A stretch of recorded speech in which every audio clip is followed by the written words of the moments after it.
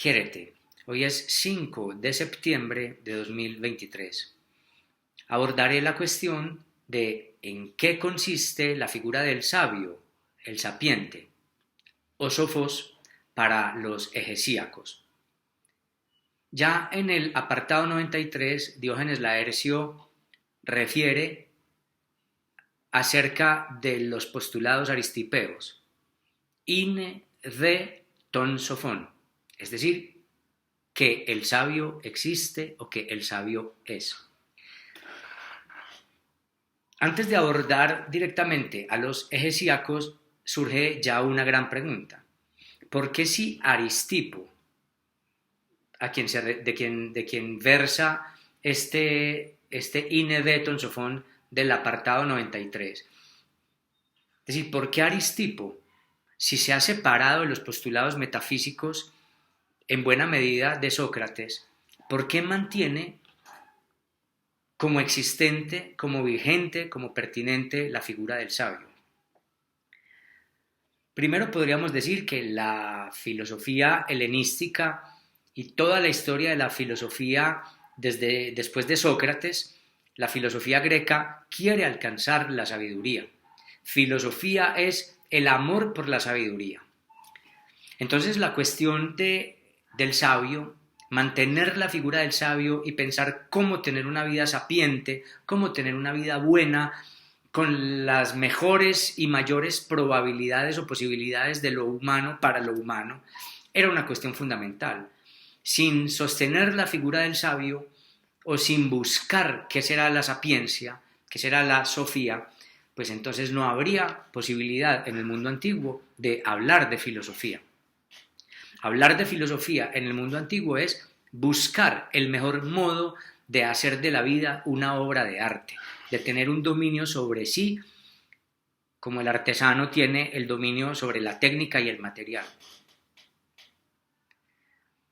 Ahora, recuérdese que para Sócrates el sabio no existía para lo humano como una conquista dada, sino como un anhelo. Sabios solo los dioses, dirá Sócrates. El hombre que encarna a Sócrates y que enseña a Sócrates es a lo sumo un filósofo, alguien que ama, que busca, que tiende y que reconoce a la sofía, a la sabiduría. Sin embargo, el término sofos siguió coexistiendo con el término filósofos en toda la filosofía. Sócrates no logró cambiar del todo la mentalidad greca, la posibilidad de la figura del sofos, aunque Sócrates intentó que se estatuyera la figura del filósofo, de aquel que amaba la sabiduría, no de aquel que ya la ostentaba, que la encarnaba, que la era. Aristipo entonces mantiene la discusión de qué es ser sabio y dice, el sabio existe. Ine de ton sofón. Así lo refiere pues Diógenes Laercio. ¿Qué va a entender Aristipo sobre la sabiduría? Pues todo lo que se habló ya de la epistemología aristipea y de la epistemología de la escuela cirenaica en los videos anteriores. Los egesiácos no rebaten este postulado. Los egesiácos también consideran al sabio como existente.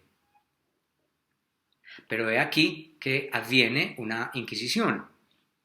En el video anterior justamente se afirmó que la felicidad era imposible. ¿Por qué? El cuerpo siempre está aquejado de padecimientos que no paran o que constantemente lo están lacerando, que constantemente lo están golpeando. El alma, que no puede separarse del cuerpo, compadece con el cuerpo, es decir, padece con el cuerpo, no le es indiferente el dolor del cuerpo al alma. Y por último, la fortuna constantemente trunca las esperanzas de los seres humanos para conseguir ya la felicidad, ya el placer. Y por lo tanto la felicidad, dicen los hegesíacos, es imposible de alcanzar, es una quimera, es una utopía. Hasta aquí uno diría, todo bien, han llevado al extremo los postulados aristipeos y entonces la felicidad será imposible. Pero ¿por qué entonces sostienen los hegesíacos que el sabio es posible? ¿Quién es el sabio para los hegesíacos? Si la sabiduría para Aristipo era vivir placentera, gozosamente, jovialmente, riendo, ejecutando la hipocrítica que le permitiría el placer, personificando las distintas máscaras necesarias para incluirse en las culturas y obtener los placeres de la manera más sencilla y eficiente posible. Y si Hegesias rebate los pensamientos aristipeos en buena medida, ¿qué es lo que subsiste del sabio si el placer tampoco basta para Hegesias? ¿Qué dice Diógenes Laercio acerca del sabio según los hegesíacos? Leo, esto aparece en el apartado 95. Hablan pues los hegesíacos, o refiere Diógenes Laercio acerca de la opinión de los hegesíacos acerca del sabio. Y que para el necio, afron, el vivir es provechoso, mientras que es indiferente, adiáforon para el sensato, frónimos. Que el sabio, sofos, hará todo atendiendo a sí mismo, pues a ninguno de los demás lo considera tan digno como a él mismo. Porque incluso si le parece que ha recogido grandísimos beneficios de alguno, no son equivalentes de los que él mismo le ha procurado.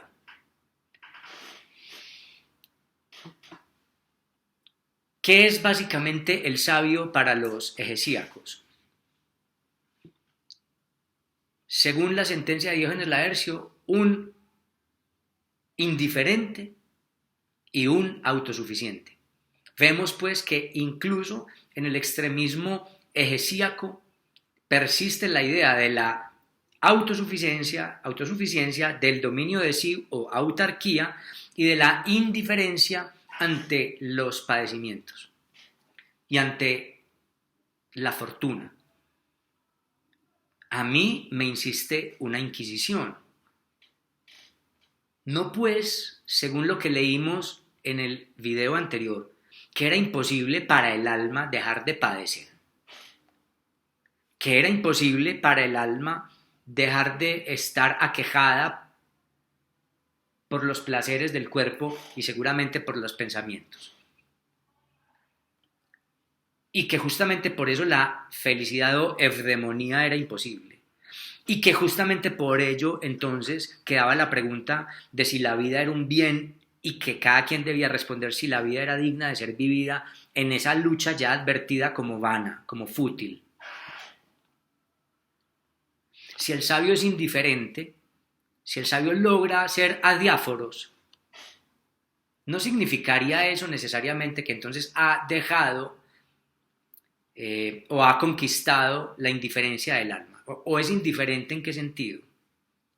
No se supone que ser indiferente, tal como yo he interpretado en todas las escuelas helenísticas e incluso en el mismo Sócrates, que la indiferencia es justamente la indiferencia del alma, el no padecer o el no permitir que el alma padezca por los asuntos que dependen de sí mismo. Si esto es así, entonces sería posible hacer que el alma no compadezca con el cuerpo. Lo que estoy tratando de plantear es, si el sabio es posible, ¿por qué la afirmación del video anterior de que el alma no puede dejar de padecer y por eso quizás es de alguna manera mejor morir, o aparece la pregunta de si uno ya quiere vivir o no? Es que, insisto, la condición del sabio como adiáforos y como autosuficiente implicaría que el alma ya no está padeciendo, porque estar vivo es indiferente, estar muerto es indiferente para el sabio. Es decir, no le produce padecimientos nada. Es casi que como una piedra, en el sentido de que todo le resbala, diríamos en la lengua popular. Nada, a nada hace importante que no sea importante. En el caso de los egesíacos, más que a sí mismo. Si el sabio es la conquista de la adiaforía o indiferencia, que también puede interpretarse como ataraxia, o sea, la imperturbabilidad. Si el sabio es imperturbable, no significa que ha conquistado al alma o que le ha permitido al alma no padecer lo que no es importante de padecer. Si el sabio existe, entonces, ¿por qué la afirmación de que el alma no puede dejar de padecer con el cuerpo? Y entonces por eso la felicidad es imposible y por eso mejor aparezca la pregunta de la cuestión de si es digno o no continuar viviendo. A mí este apartado 95 me parece aparentemente contradictorio con lo anterior. El problema no. La cuestión que aparece con las referencias de Diógenes Laercio es que son sucintas, van una detrás de otra y a veces aparecen como contradictorias, no se explican mucho. Insisto porque la intención de Diógenes Laercio era hacer una antología que el lector de su tiempo más o menos tenía unos elementos para interpretar, un trasfondo de conocimiento. A nosotros nos queda más complicado. Yo trataré desde el mismo texto, en cuanto podamos creerle a Diógenes Laercio, e insisto, yo por conveniencia le creeré a estas letras. No voy a abordar la cuestión de qué es lo que podemos creer de Diógenes Laercio y qué no, porque creo que es una cuestión vana e imposible de demostrar. Voy a tratar de conciliar el fragmento 95 que estoy leyendo hoy con la afirmación del video anterior de que la felicidad es imposible, entre muchas cosas, porque el alma no deja de padecer. Yo creo que primero los egesíacos siguen hablando del sabio porque Aristipo en la escuela había introducido la discusión por el sabio. El sabio aristipeo no es el sabio socrático, porque prescinde de la metafísica socrática y se queda con una ética delectiva o ética hedonista. La sabiduría para Aristipo será lograr una dietética de los placeres o una dietética delectiva que permita el mayor número de placeres, la mayor huida de los dolores y la mayor eficiencia e intensidad en los placeres conquistados. Todo ello sin dañar a nadie y desde luego sin dañarse a sí mismo. Esa es la sabiduría que podemos deducir de la escuela hedonista cirenaica. E incluso el sabio que propone Aristipo sigue siendo el sabio de algún modo que propone Sócrates, el dueño de sí. Recuérdese que arrojarse al placer no es ser esclavo de los placeres, ni ser una irreflexión ante los placeres, ni terminar dañando el cuerpo en los excesos de los placeres, porque en últimas es causarse un dolor. Ser consciente de que el placer es lo más digno que puede alcanzarse en la vida y ser dueño de sí en ese arrojo, tanto para decidir arrojarse a ellos como para no ser esclavo de ellos cuando ellos faltaren, es la sabiduría aristipea. Pero hemos visto que Hegesias rebate la eficiencia y la efectividad o la posibilidad de lograr los postulados aristipeos, pero mantiene la discusión del sabio. ¿A qué puede aspirar el sabio? A la indiferencia. Pero ¿por qué entonces pareciera haber dado, insisto en la pregunta, en el fragmento que leí en el video anterior, el alma no deja de padecer? Entonces, o el fragmento anterior es mentira, o el sabio es mentira. ¿Por qué aparecen esas dos afirmaciones contradictorias hablando de los hegesíacos en el texto de Diógenes Laercio? Voy a intentar entonces conciliar. Primero, los hegesíacos mantienen la figura del sabio aun cuando logran entender el fallo de o los límites, más que el fallo, los límites de los conceptos aristipeos. Es decir, le consienten a Aristipo una verdad, pero no es una verdad suficiente.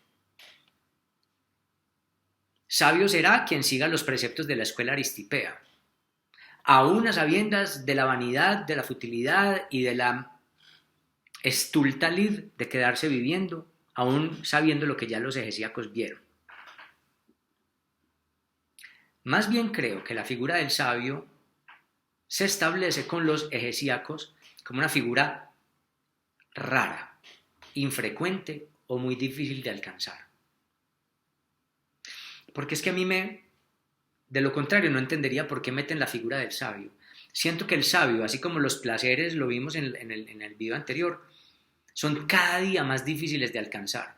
No todo el mundo logra esa condición mítica, casi mítica de Sócrates.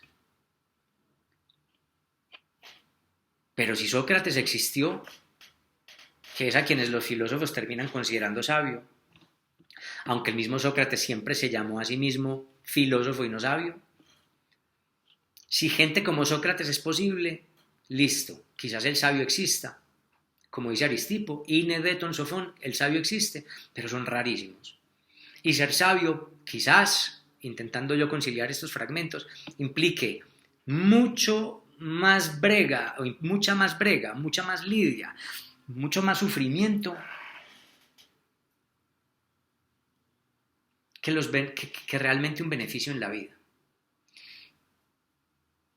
Pero alcanzar la sabiduría será básicamente una cosa, alcanzar dos condiciones, que son como concomitantes o que son recíprocas. Ser indiferente y no necesitar de nada, ni de nadie. Para el resto de los seres humanos, la sabiduría es muy difícil de alcanzar o muy extraña. El sabio es una figura infrecuente. Porque es que hay otra pregunta. Si el sabio existe, es decir, si se puede ser sabio, ¿por qué los hegesíacos no recomiendan o no enseñan cómo serlo? ¿O por qué no recomiendan, como se hacía Aristipo a su modo y como se hacía Sócrates, cómo vivir del modo más sabio posible? Que en últimas toda sabiduría y toda filosofía es eso, la recomendación de cada filósofo o de cada escuela de cómo vivir sabiamente, de cómo vivir del mejor modo posible. En últimas, el planteamiento de una ética. Pero si el sabio es posible, ¿qué recomiendan los hegesíacos? Si hace unos fragmentos, o si en el video anterior se dijo, piénsese la posibilidad de abandonar la vida, o vívase la vida habiendo sido advertido de la futilidad, de la vanidad y de la imposibilidad del cumplimiento de muchos de los preceptos aristipeos.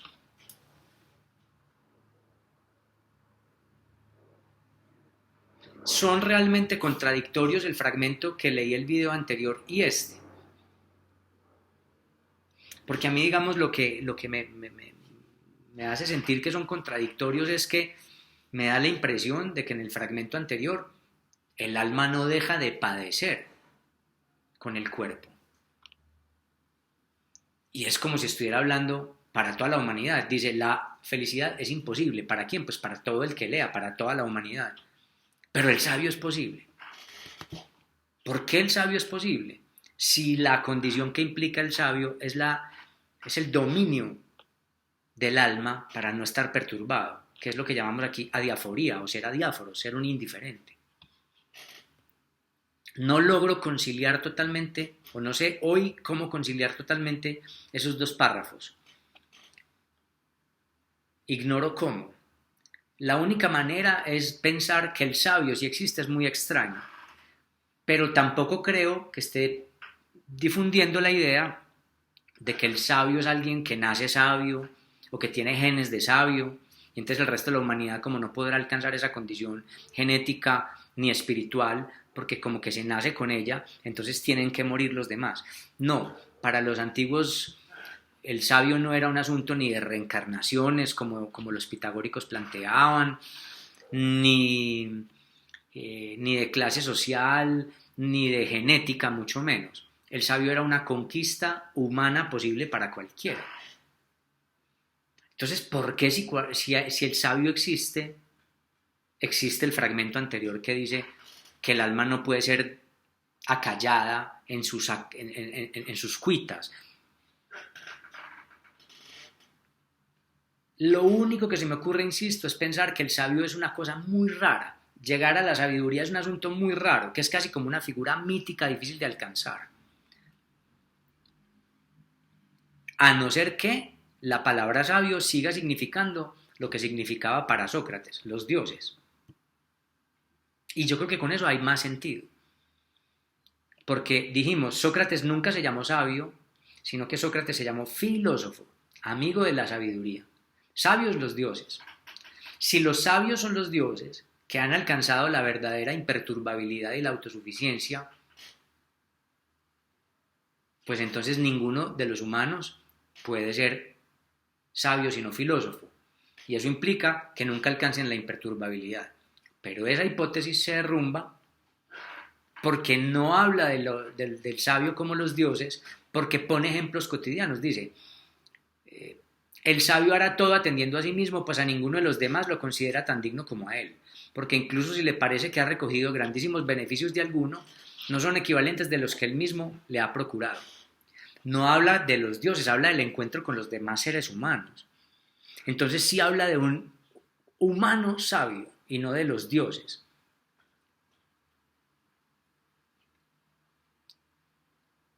La única explicación, la insistiré porque estoy en un atolladero, es la de que el sabio existe casi que como un asunto mítico, como una deontología, más que como una posibilidad cotidiana.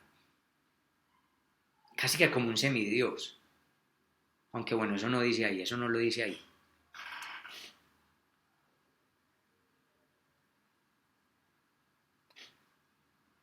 Abordemos la figura del sabio, que es contradictoria de algún modo con lo afirmado antes. El sabio es alguien prudente, por cuanto el prudente considera que vivir es indiferente. O sea, la vida no es necesariamente un bien, pero tampoco es un mal. El sabio dirá, pues ya estoy vivo, no me importa. Muero, no me importa. Que es un poco lo que plantea Sócrates en la Apología. No depende de mí qué haya después de la muerte, ni cuándo vaya a morir. Tampoco es que esté muy aferrado a la vida, si he de morir me muero, ¿cierto? Y así los estoicos, y así Epicuro. Entonces el sabio es indiferente ante la vida. Solo el necio piensa que vivir es provechoso. Y aquí sí viene un asunto interesante, y es que la vida no es necesariamente un bien. Le queda a cada quien decidir. Pero pensar que vivir es provechoso, que hay que empeñarse en vivir, que no hay nada mejor que la vida, y que la vida es un don, y que bueno, casi que eso va a terminar en los derechos humanos, de que la vida es el primer gran derecho, porque estar arrojado a la vida es casi que una gracia, es casi que un obsequio. Eso lo piensa el necio, eso lo piensa el afron, el que no tiene frónisis, el que no tiene prudencia. El sensato frónimos es indiferente, que tiene que ver con el sabio. El sabio es indiferente ante si la vida es un bien o un mal. Por lo tanto, no está muy aferrado como a los placeres, no está muy aferrado ni al vivir ni al no vivir. Así como es fácil entrar a los placeres y salir de ellos para Aristipo, el sabio hegesíaco podrá entrar fácilmente y salir fácilmente de la vida porque no la considera un bien en sí misma del que haya que aferrarse. Hay que saber soltar y hay que vivir sin estar agarrado a algo que lo lastre a uno. Segundo, el sabio es autosuficiente y a diferencia del sabio socrático, que es político, que piensa en la en el bienestar de la polis, este sabio es casi que un individualista. Eso también lo vimos en Aristipo. Esto es básicamente una interpretación aristipea del sabio. El sabio hará todo atendiendo a sí mismo o actuará solo atendiendo a sí mismo. El texto en griego dice tontesofon eaftu nk panta praxin. Siempre, o todas las cosas, las actuará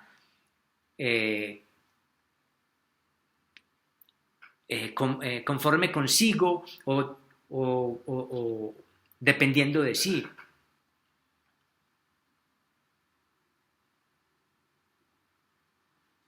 A nadie, a ninguno de los demás lo considerará tan digno como a él. La palabra griega es udena, o el verbo, aquí está, udenagar igiste tonalon, episis action afto. El verbo es igiste, que viene a ser igume en el...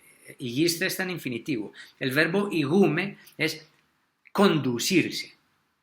Lo que dice aquí es, el sabio no se conduce conforme con los demás, porque no los considera igualmente dignos que a él. El sabio es casi que a la vista de un cristiano un prepotente, un egoísta, un individualista.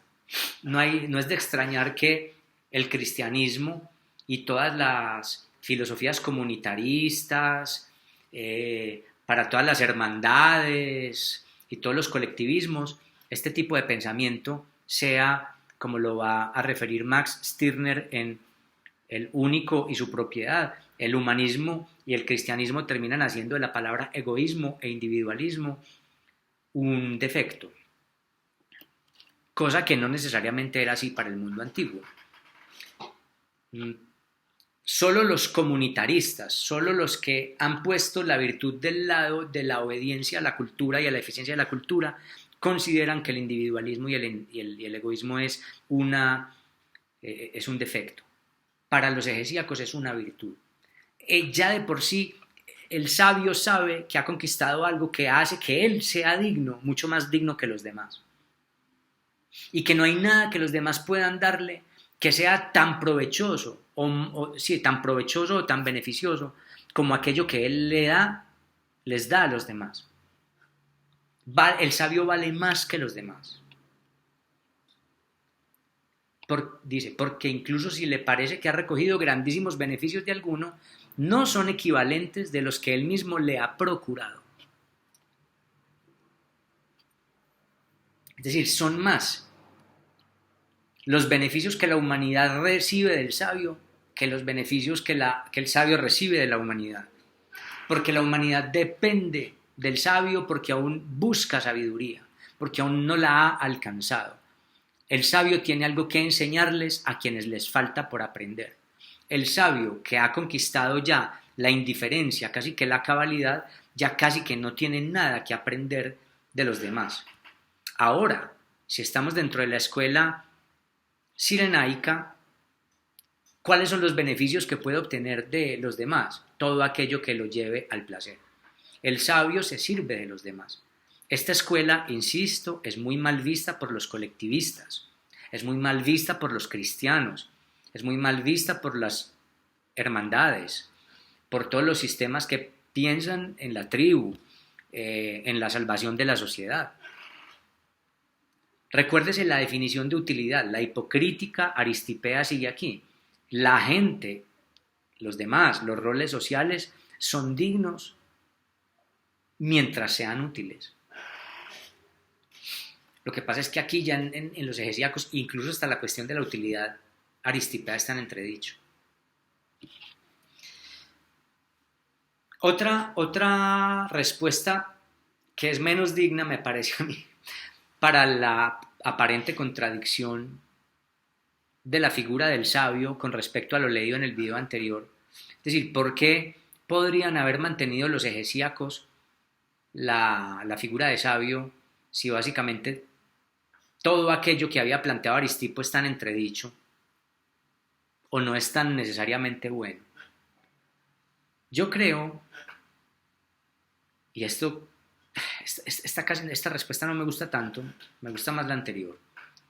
Pensar que el sabio no es contradictorio con la anterior, pero es casi que imposible de lograr, que es una cosa muy rara. Pero la otra que iba a plantear es la siguiente. que quizás el sabio sea una cuestión que se seguía debatiendo, pero que los hegesíacos ya no creían mucho. O sea, mantienen la figura del sabio para poder mantener el estatus de filosofía. Y dicen, sí, sabio es todo lo que la tradición y Aristipo nos ha dicho. Un tipo autárquico y un tipo ataráxico, un tipo adiáforo o indiferente. Listo, eso es el sabio, pero no se cumple en ninguna parte. Es decir, que incluso podríamos decir que si esto es así, la figura del sabio está más por tradición, por mantener el estatus de filosofía, pero que quizás Hegesías ya no creía en esa figura. No me cuadra, estoy dando respuestas retóricamente posibles, pero esta no me cuadra. Porque yo sí creo que si la muerte es preferible, es decir, si la cuestión de vivir o no vivir es posible para Hegesías, son un asunto elegible, creo que es porque la posibilidad de morir se da cuando para uno la vida ya no es un apego. O sea, lo que estoy planteando es que si la vida es posible de no ser vivida, para quien ha sido advertido por los hegesíacos, es porque ha alcanzado de algún modo la posición de sabio de ser indiferente en si vivir o si no. O sea, se quita la vida, según la figura de los hegesíacos, quien ha alcanzado la figura del sabio, es decir, el dominio completo sobre sí y la sensación de que no se abandona un bien abandonando la vida. Entonces, por eso esa segunda respuesta, que es más retórica, no creo en ella, me parece más bien chueca.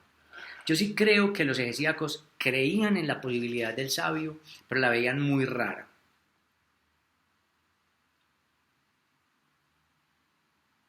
Y que para abandonar la vida se debía abandonar, no por desesperación, no es el deprimido, no se quita la vida el deprimido, no se quita la vida el que se ha rendido y por eso está triste o desengañado. Recuérdese que es un pesimismo no vulgar, sino que es un pesimismo supremo, es un auténtico, en el sentido de que se domina a sí mismo. Para salir de la vida filosóficamente hay que ser dueño de sí. O sea, salir sin turbación, salir sin rabia, salir no derrotado, salir no porque se está deprimido. Porque todas esas son, digamos, suicidios por rendición. El suicidio hegesíaco, que en últimas es un suicidio, si le creemos a Cicerón, simplemente de abandono de sí como quiero dejar de comer porque ya me es indiferente vivir. El apocarterón, hacer una apocartería. Es no el abandono de, ya no quiero nada, sino el abandono de quiero abandonar. O sea, hay un acto activo en el abandono, que la palabra abandono no nos engañe.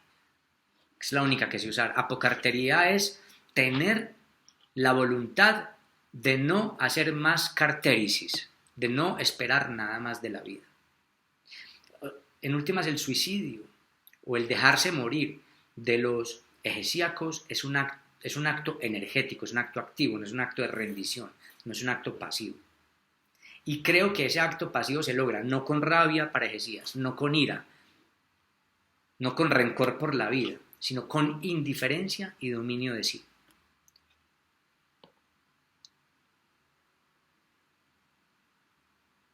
Entonces sí creo que ellos consideran que el sabio existe.